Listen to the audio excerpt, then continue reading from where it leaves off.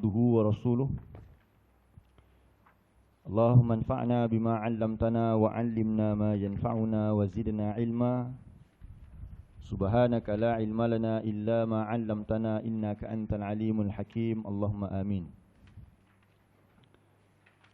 Yang berusaha pengurusi Dewan Masjid Muttaqin serta ahli jawatankuasa Masjid Dewan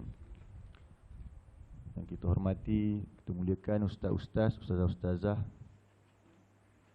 tuan-tuan imam, tuan-tuan bilal, muslimin muslimat, hadirin hadirat yang dikasihi sekalian. Alhamdulillah, kita bersyukur pada Allah SWT. Pagi ini kita bertemu lagi untuk menyambung tadabbur kita. Dan Alhamdulillah kita telah selesai pada kuliah yang lepas sama-sama mentadabbur surah Al-Fatihah. Mudah-mudahan apa yang telah kita pelajari selama ini bermula bila ya? Setahun kot. Dapatlah sama-sama kita mengambil pelajaran dan memahami kehidupan kita ini. Sebab surah Al-Fatihah ini merupakan apa dia? Asas kehidupan. Asas kehidupan.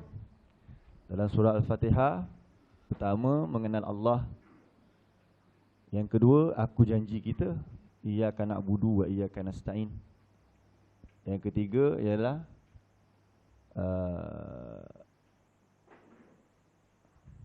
orang-orang yang kita bersama dengan mereka dalam menuju kepada Allah, dan bukan mereka yang kita nak bersama dengan mereka. Ada dua golongan di situ. Jadi kita nak sambung sikit pemahaman kita itu menerusi surah Al-Baqarah pula. Dan kita bukan nak ambil ke semua surah Al-Baqarah kerana kita pun maklum surah Al-Baqarah ni ada berapa ayat? 286 ayat. Surah yang terpanjang di dalam Al-Quran, 2 juzuk setengah kan.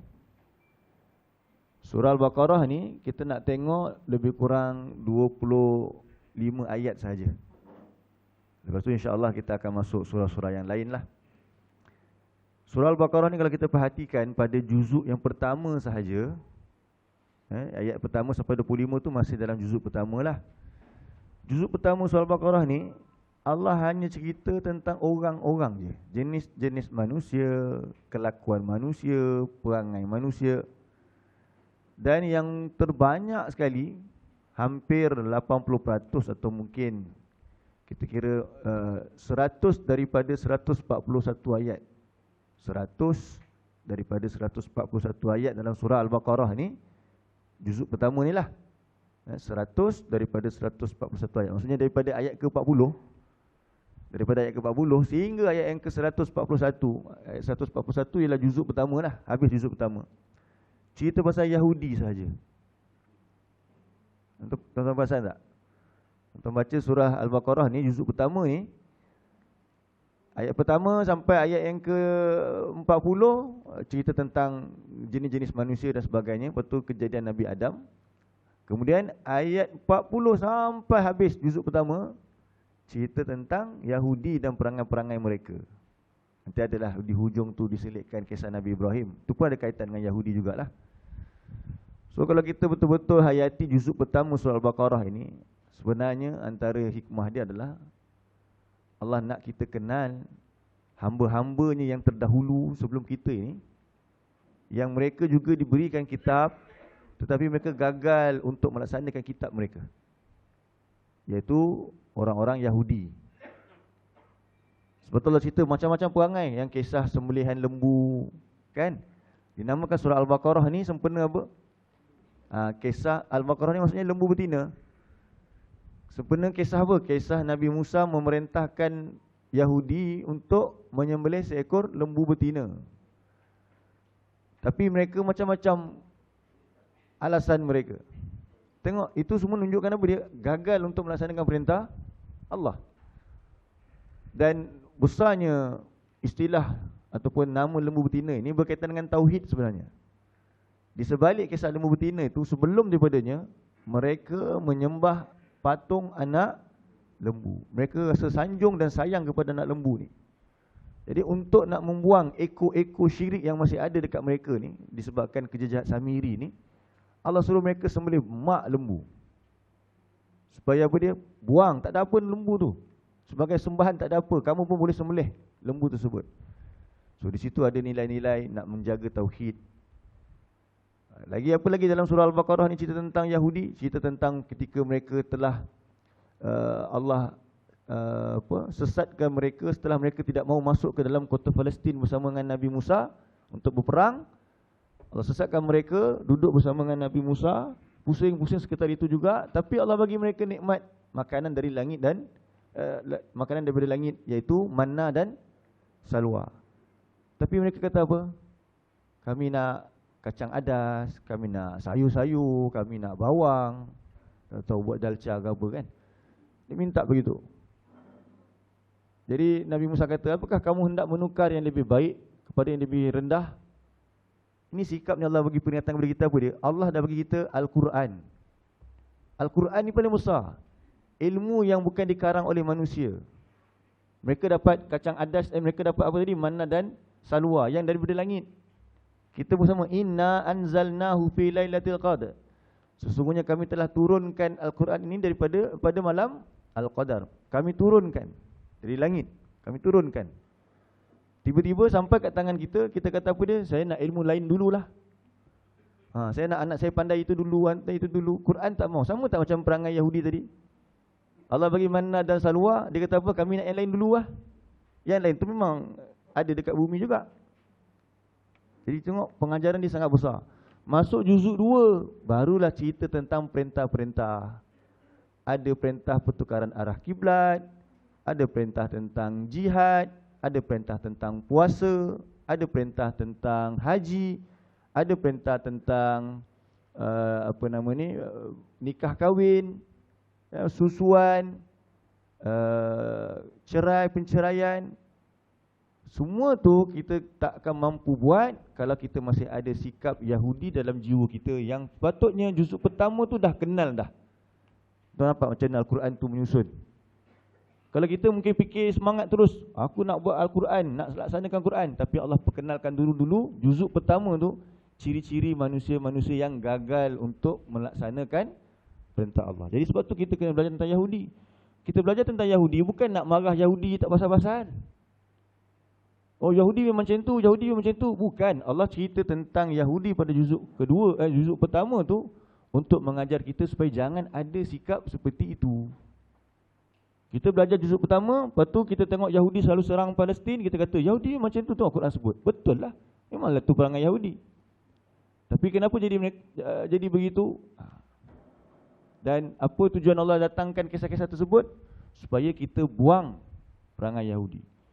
Dalam juzuk pertama juga Allah kata tentang Yahudi ni, mereka baca kitab tapi mereka tak faham. Mereka ni golongan ummiyun. Wa minhum ummiyun la ya'lamunal kitaba illa amani wa inhum illa yazunnun. Tu Allah sebut surah Al-Baqarah juzuk pertama lagi. Sebahagian mereka ni, mereka tak faham tentang kitab mereka, melainkan angan-angan dan sangkaan sahaja. Sebab tu mereka gagal nak melaksanakan Alkitab dengan baik. Sebab mereka tak faham. Juzuk pertama menjelaskan semuanya hal tersebut. Jadi sebab tu kita belajarlah sungguh-sungguh, bacalah Quran. Cumanya kita mungkin tak sampailah ke perbincangan tersebut. Mungkin kita boleh ambil sikit-sikit, bolehlah. Yang kita nak fokuskan ialah ayat pertama sampai ayat yang ke-25 untuk kita nak melihat dua golongan manusia paling besar, iaitu orang yang bertakwa dan orang yang ingkar. Dua tu dulu. Okey, Yahudi tu adalah contoh-contoh ingkar. Yahudi adalah contoh-contoh ingkar. So yang kita nak hayati sama-sama insya-Allah sepanjang beberapa sesi selepas ini, daripada ayat pertama sehingga ayat yang ke-25. Insya-Allah selanjutnya kisah Yahudi dan sebagainya mungkin kita petik-petik dalam setiap kuliah kita lah. Mungkin begitu keadaannya. Ada beberapa soalan sebelum kita mulakan? Jadi penting tak juzuk pertama ni tuan-tuan? Penting tak juzuk pertama? Penting, sebab nak mengenal diri. Kadang kita pergi kursus sana, pergi kursus sini, nak mengenal diri kan? Kursus mengenal diri. Quran dah ajar dah, dia tak mau baca, jadi dia tak nampak. Dalam Quran Allah dah ajar kenal diri. Apa keperluan manusia? Dalam Quran Allah jelaskan. Okey. Baik, kita baca ayat pertama hingga kedua ni. A'udzubillahi minasyaitonirrajim. Bismillahirrahmanirrahim. Alif Lam Mim.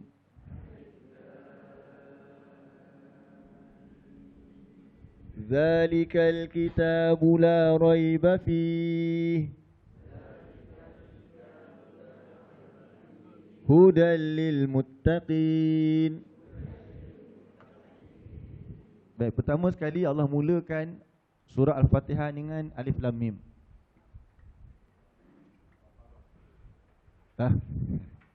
Surah Al-Baqarah tuan-tuan. Alif Lam Mim ini disebut sebagai huruf apa dia tuan-tuan? Huruf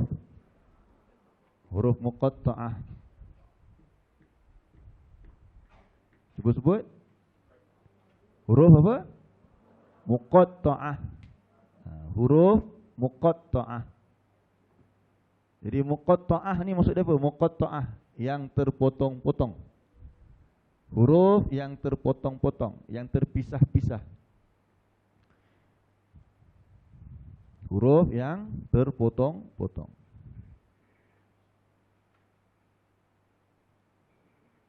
Jadi dinamakan huruf muqatta'ah kerana ia pertama sekali Alif Lam Mim ni adalah huruf hijaiyah lah. Huruf dalam bahasa Arab yang untuk digunakan bagi tujuan nak membentuk kalimah. Betul tak? Huruf ini kita susun dia, kemudian kita bukan nak baca huruf tu, kita nak bunyikan supaya jadi satu kalimah. Contoh selepas Alif Lam Mim ni, ini semua huruf juga. Zal huruf, zalika ni ada berapa huruf sebenarnya? Zalika 4. Baca dia macam mana? Berapa harakat baca za? 2, ada alif lah. Jadi zal, alif, lam, ka. Tapi dia dari segi tulisan tak ditulis. So dalam kaedah dipanggil tuntak wala tuktab. Dia disebut 2 harakat kat sini alif. Tapi kalau betul-betul tulisan Quran, dia boleh alif tu. Kalau tulisan yang bukan Quran, kita boleh tak payah tulis alif. Tapi bacanya 2 harakat. Tuntak disebut wala tuktab, tapi tak ditulis. Okey. Al-kitab ada berapa huruf ni? 1, 2, 3, 4, 5, 6. Kita tak baca alif lam kaf ta alif ba. Kita baca dia sebagai bunyi al-kitab. Yang ni sama juga, ni pun huruf hijaiyah juga. Ada alif lam, ni ada alif lam, ada huruf mim. Tapi dia dikehendaki untuk dibaca secara terpisah-pisah. Tak boleh seorang pun baca alam ni al kan? Al mim dibaca. So tak boleh. So sebab tu namanya huruf muqatta'ah. Huruf muqatta'ah ni dalam Al-Quran ada 29 surah. Ada pada 29 surah. Ada 29 surah yang ada huruf muqatta'ah.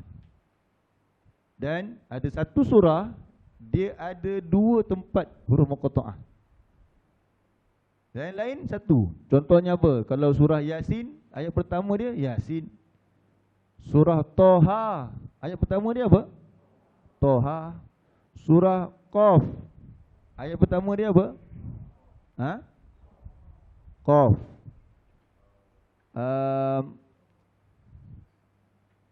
Surah yang mula dengan Nun, surah apa namanya? Nasib baik tak jawab surah Nun. Okay. So dalam Quran ada 29 surah dan 30 tempat. Sebab contoh buka surah 42 ayat 1 hingga 2. Surah 42 ayat 1 hingga 2. Cuba tengok apa nama surah 42. Ataupun sebelum tu, apa surah 42 namanya surah apa? Asy-Syu'ara ke Asy-Syura? Macam saya dengar ada yang kata Asy-Syu'ara. Cuba tengok Asy-Syu'ara ke Asy-Syura? Asy-Syura.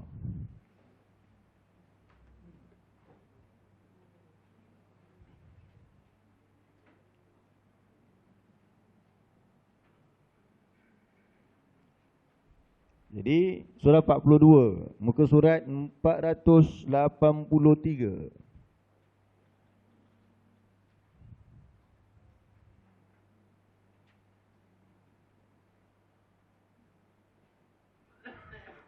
Cuba perhatikan ayat pertama dengan ayat kedua dia kan.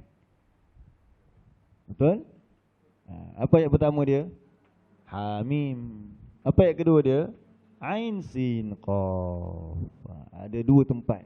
Inilah satu surah yang mukadimah dia dua huruf muqatta'ah, iaitu pada ayat pertama dan ayat yang kedua. Okey. Huruf muqatta'ah yang paling ringkas sekali berapa huruf? Ini tadi hamim, lepas tu ain sin qaf.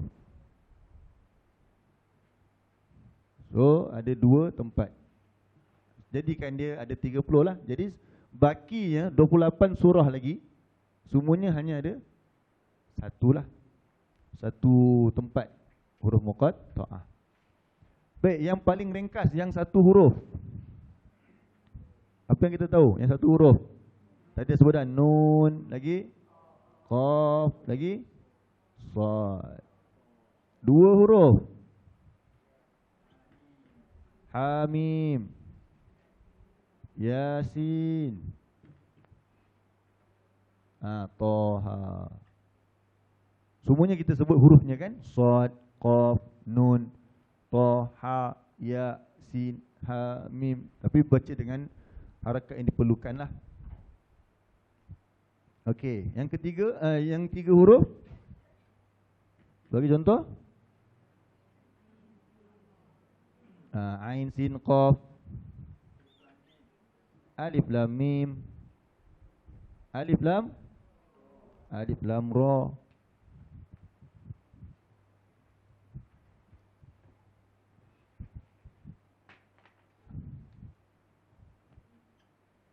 Empat huruf. Empat huruf. Alif lam mim sad. Lagi satu, alif lam mim ra.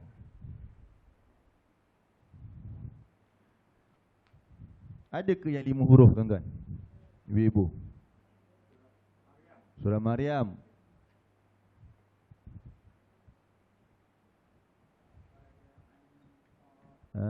Kaf, ha, ya, ain, sad.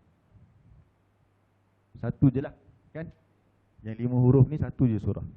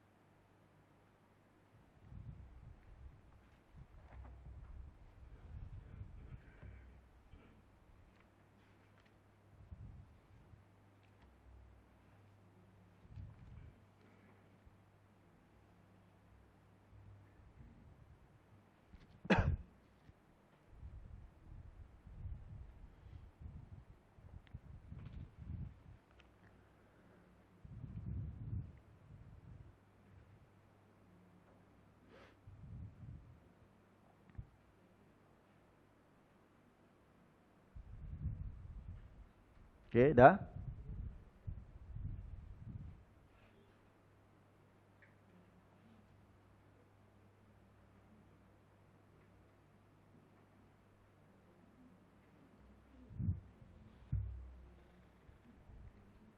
Baik, jadi masa turun ayat yang ada huruf muqatta'ah ni, orang-orang Arab tahu alif lam mim ini ialah huruf-huruf hijaiyah bahasa Arab.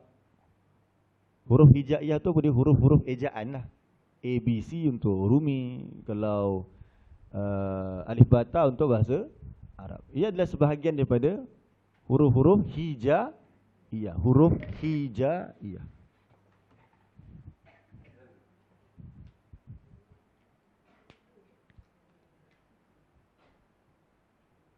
huruf al-hijaiyah.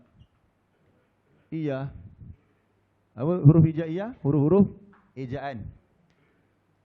Jadi daripada huruf-huruf hijaiyah inilah Al-Quran itu diturunkan. Iaitu maksudnya dalam bahasa Arab. Huruf hijaiyah al-Arabiyah. Huruf hijaiyah untuk bahasa apa? Arab. Jadi dalam bahasa Arab inilah Allah cabar orang-orang musyrik untuk buat juga Al-Quran kalau mereka tak mau beriman. Ada beberapa tempat dalam surah Al-Baqarah ni ada Allah cabar mereka pada ayat ke-23. Allah kata apa dia? Wa in kuntum fi raibim mimma nazzalna ala abdina fa'tu bi suratim mim mithli. Allah kata kalau jika kamu dalam keraguan terhadap apa yang kami turunkan ke atas hamba kami, iaitu Al-Quran yang turun dalam bahasa Arab kamu itu, fa'tu, datangkanlah dengan satu surah yang seumpama dengan Al-Quran. Apa yang berlaku? Tidak ada siapa pun yang membina, yang mampu dan bahkan yang buat. Walaupun setiap hari mereka kata Muhammad gila, Quran ini adalah sihir yang dipelajari, tak ada satu pun nak cabar, nak boleh cabar mutu apa nama ayat-ayat Al-Quran ini. Sebab Al-Quran punya mutu bahasa ni sangat tinggi. Kadang-kadang satu perkataan tu boleh dipahami dengan banyak makna. Tu belum lagi kita cerita tentang di hujung-hujung ayat dia, dia punya rima dia sama, secara sebutan dia indah. Itu kelebihan Al-Quran yang tidak boleh ditandingi oleh orang-orang Arab. Itu satu mukjizat. Sehingga hari ini pun tak ada siapa boleh menandingi. Ada orang cuba untuk buat tapi orang ketawa je. Orang tahu ini rekaan saja. Memang tak dapat nak menandingi kualiti Al-Quran.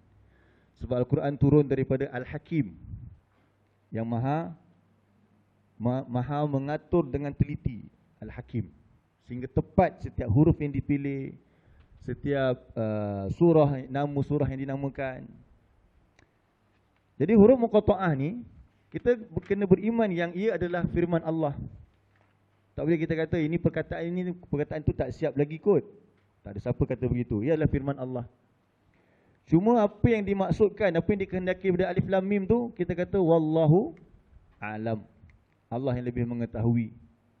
Kenapa alif lam mim tak susun alif jim ha ke? Kita kata apa? Cuba ikut saya sama-sama. Wa ma ya'lamu ta'wilahu illallah. Sekali lagi. Wa ma ya'lamu ta'wilahu illallah. Maksud dia tiada yang mengetahui takwilnya melainkan Allah. Serah kepada Allah lah. Tapi kita beriman alif tu termasuk sebahagian huruf hijaiyah. Lam tu termasuk huruf hijaiyah yang daripadanya lah Al-Quran itu, tulisan-tulisan Al-Quran, maksudnya perkataan Al-Quran itu terbina sebab daripada bahasa Arab sendiri. Wa ma itu surah 3 ayat 7, minta maaf lupa sebut. Tengok surah 3 ayat 7. Kalau nak salin wa ma ya'lamu ta'wilahu illallah tu buka surah Ali Imran ayat 7. Surah 3 ayat 7. Cuba tuan-tuan dan puan cari wa ma ya'lamu ta'wilahu illallah.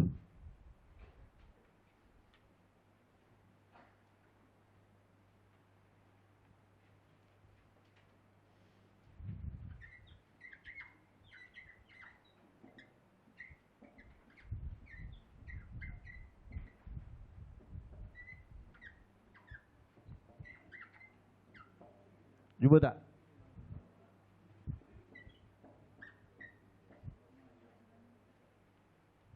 Surah Ali Imran, surah yang ketiga, ayat yang ke-7.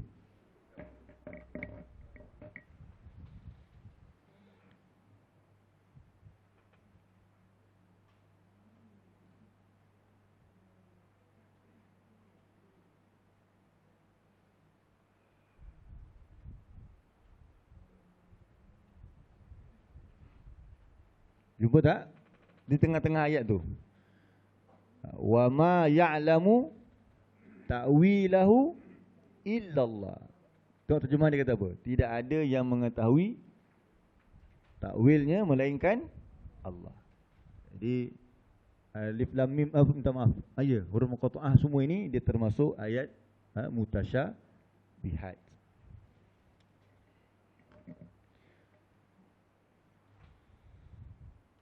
Baik, sekali lagi nak ditanya. Alif lam mim ni disebut sebagai huruf apa? Huruf muqatta'ah. Apa maksud huruf muqatta'ah? Terpisah-pisah atau terputus-putus. Ada berapa surah yang ada huruf muqatta'ah? 29 surah. Ada berapa tempat? Macam mana boleh jadi 30? Sebab dalam surah apa tadi? Asy-Syura. Surah yang ke berapa? 42. Dia ada 2 tempat huruf muqatta'ah. Huruf muqatta'ah ni duduk dekat mana? Tengahan surah, hujung surah atau di awal surah? Dia pembuka surah. Okey, dia pembuka surah. Dia tak ada di tengah-tengah. Kita akan jumpa hanya di permulaan surah sahaja. Paling ringkas sekali berapa huruf huruf muqatta'ah ni? 1 huruf. Paling panjang 5 huruf. Okey. Seterusnya ayat yang kedua. Tuan tu ni yang kalau dapat tuan-tuan, kita ni kelas lagi 2 minggu lagi insya-Allah. Homework. Boleh ada homework. Tuan-tuan cuba telusuri dalam Al-Quran ini, cari ke semua surah yang ada huruf muqatta'ah. Lepas tu tuan-tuan cuba tengok ayat kedua dan ketiga dia. Sama ada kedua atau ketiga lah. Apa yang ada selepas huruf muqatta'ah tu. Saya rasa mungkin sebahagian dah tahulah. Apa jawapan dia?